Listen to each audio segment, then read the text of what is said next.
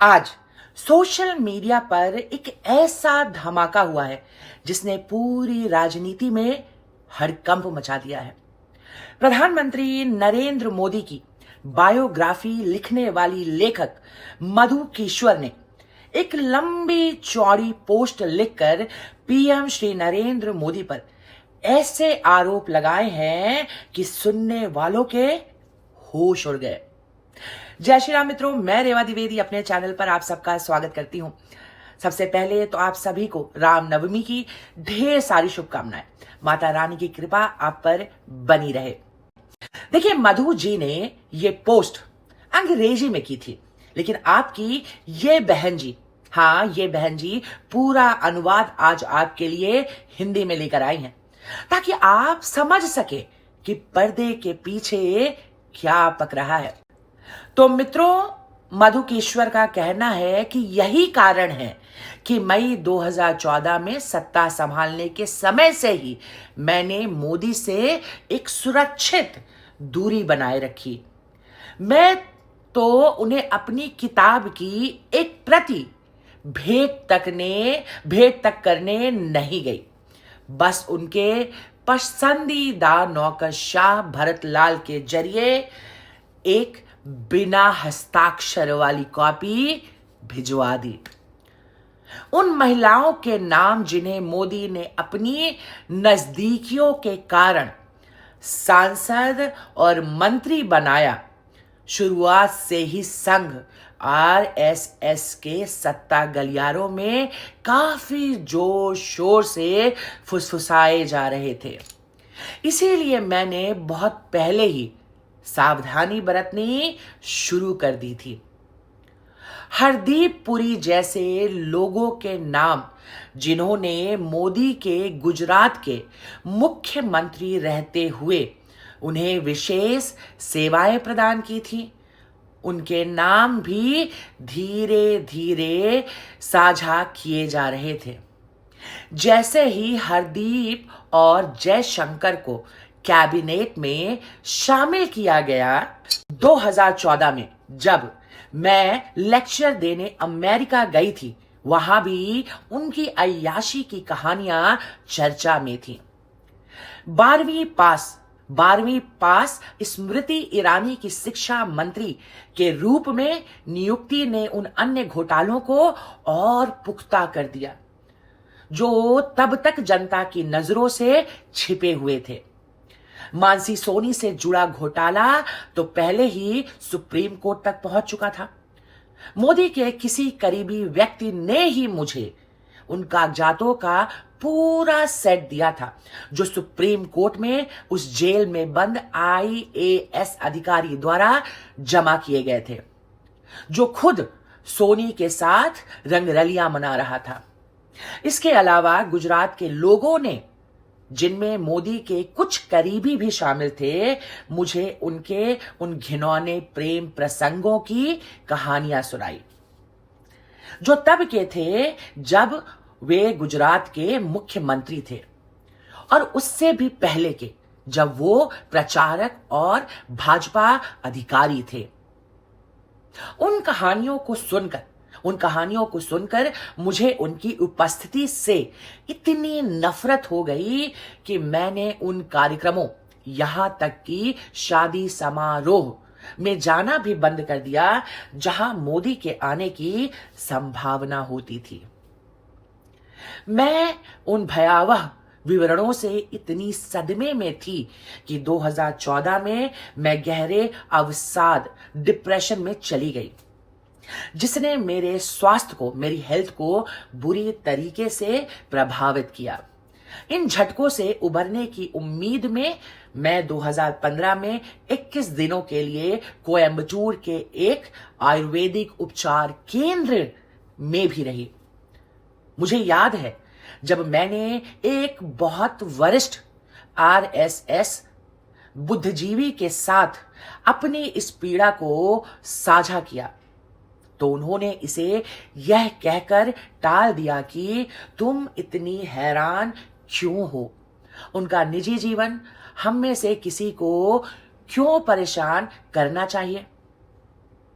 फिर उन्होंने pawn peddler को हैशटैग करते हुए लिखा है कि अमित मालविया को भाजपा के सोशल मीडिया प्रभारी के रूप में नियुक्त करना भाजपा के शीर्ष आकाओं की पसंद का एक और सबूत था। अगर उन्होंने अन्य मोर्चों पर अच्छा काम किया होता तो शायद मैं उनके शिकारी यौन आचरण, प्रीडेटरी सेक्सुअल कंडक्ट को नजरअंदाज कर देती। लेकिन टीकों, वैक्सीन्स का आक्रामक प्रचार, हिंदू समाज को कुचलने और हिंदू धर्म को बदनाम करने के उनके बेशर्म प्रयास, हिंदुओं पर घातक हमले करने के लिए भीमटों को उनका अपमानजनक संरक्षण, ग्लोबल माफिया के प्रति उनका गुलाम जैसा आचरण, कठुआ कांड के दौरान हिंदुओं को प्रताड़ित करने में उनका शैतानी व्यवहार और बहुत कुछ, इन सब ने मुझे उनके पहले कार्यकाल में ही यह एहसास दिला दिया कि हम पर एक शैतानी शासक बैठा है, एक CIA प्लांट जिसे भारत को बर्बाद करने और हिंदुओं को खत्म करने के लिए सत्ता में बिठाया गया है।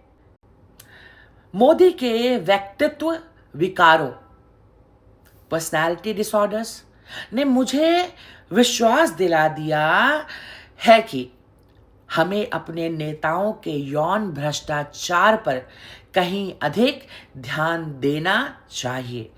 जो लोग इस मोर्चे पर कमजोर होते हैं, उन्हें भारत के दुश्मनों द्वारा ब्लैकमेल करना उन लोगों की तुलना में बहुत आसान होता है जो आर्थिक रूप से भ्रष्ट होते हैं।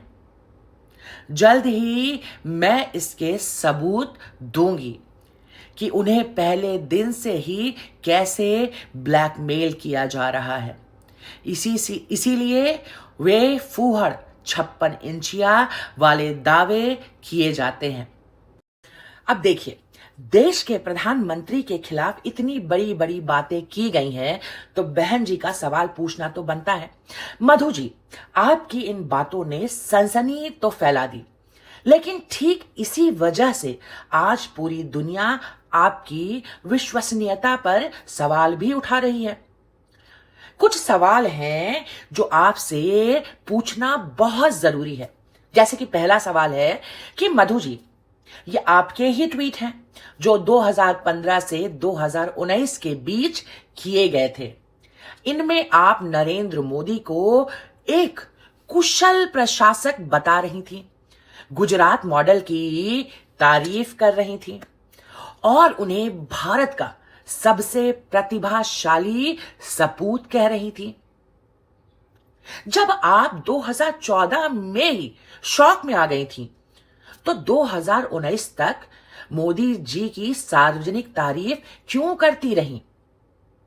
दूसरा सवाल, 10 साल बाद अचानक एक नया नरेटिव क्यों पेश कर रहे हो आप?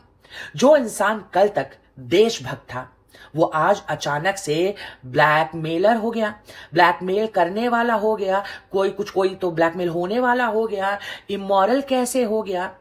क्या तथ्य बदल गए या सिर्फ आपकी कहानी बदल गई या बदल दी गई? तीसरा सवाल, अगर ये चौंकाने वाले सच 2014 में ही मौजूद थे, तो तब आपने कोई कानूनी कार्यवाही क्यों नहीं की? तब कोई दस्तावेज क्यों नहीं दिखाया? 10 साल तक मधु जी आप क्यों चुप रहीं? और आज अचानक से ये खुलासा क्यों कर रही हैं? क्या मजबूरी है आपकी? निष्कर्ष, मधु जी आप दोनों तरफ से बात नहीं कर सकती। या तो आप तब गलत थी जब आप मोदी जी के गुणगान कर रही थी, या फिर आप आज लोगों को जानबूझकर गुमराह कर रही हैं। पहले आपके पास तारीफों के दस्तावेज थे और आज सिर्फ और सिर्फ सुनी सुनाई कहानियां कि फलाने ने ये बताया, ढिकाने ने मुझे ये बताया मोदी के बारे में। इसे बदलाव नहीं बल्कि विरोधाभास कहते हैं। अगर आरोप इतने गंभीर हैं तो एफआईआर क्यों नहीं करवाई? कोर्ट के रिकॉर्ड कहां हैं? कोई एक पीड़ित सामने अब तक क्यों नहीं आया? क्या हम उम्मीद करें कि भारत जैसे देश के प्रधानमंत्री के खिलाफ लगाए गए आरोपों को सिर्फ इसलिए मान लिया जाए क्योंकि किसी ने आपसे कहा था, आपके कानों में फुसफुसाया था? बहन जी आपसे कहना चाहती हैं कि भारत अफवाहों और फुसफुसाहटों से नहीं चलता। भारत सबूतों और जवाबदेही से चलता है। अगर आपके पास सबूत हैं तो उसे कोर्ट में पेश कीजिए, वरना अपनी पुरानी बातों को नए नैरेटिव में फिट करने के लिए इतिहास को दोबारा मत लिखिए, क्योंकि आज सवाल मोदी पर नहीं, मधु जी, आज सवाल मोदी पर नहीं, आपकी अपनी साख और कंसिस्टेंसी पर है। आपकी क्या राय है दोस्तों? आप क्या सोचते हैं इस पूरे किस्से के बारे में? कमेंट में जरूर बताएं। आप बताएं कि आपको मधु किश्वर की बातों पर कितना भरोसा है, या फिर आपको मोदी जी के चरित्र पर कितना भरोसा है? क्या सिर्फ कहीं सुनी सुनाई बातों को डकार लेना चाहिए, निगल लेना चाहिए, या कुछ साक्ष्य, कुछ सबूत मधु किश्वर को सामने रखने चाहिए? प्लीज कमेंट में बताइए। इस वीडियो को ज्यादा से ज्यादा शेयर करिए, लाइक करिए, मेरे चैनल को सब्सक्राइब करके बहन जी के छोटे से परिवार का हिस्सा बनिए। जय श्री राम मित्रों। जाते जाते एक बार फिर से आपको रामनवमी की ढेर सारी शुभकामनाएं। माता रानी की कृपा आप पर बनी रहे। ये खुलासा क्यों कर रही हैं? क्या मजबूरी है आपकी? निष्कर्ष, मधु जी आप दोनों तरफ से बात नहीं कर सकती। या तो आप तब गलत थी जब आप मोदी जी के गुणगान कर रही थी, या फिर आप आज लोगों को जानबूझकर गुमराह कर रही हैं। पहले आपके पास तारीफों के दस्तावेज थे और आज सिर्फ और सिर्फ